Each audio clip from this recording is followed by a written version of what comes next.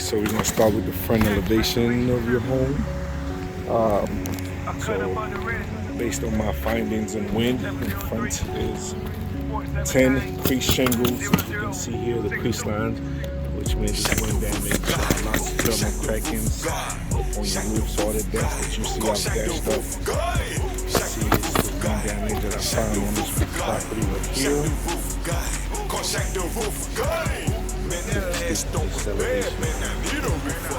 You definitely need a new roof. As you can see, all these thermal crackings, lots of granular loss, which I've really hit this roof plus. This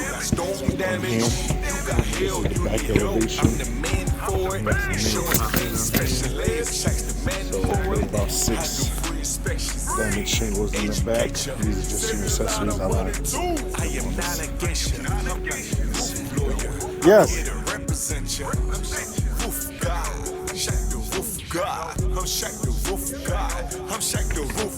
We'll take care of that.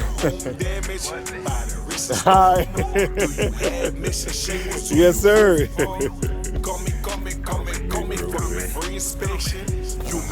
can see on your turtle vents. Let me turn on this side. You got some hill hits on here as well. So on your vents over there.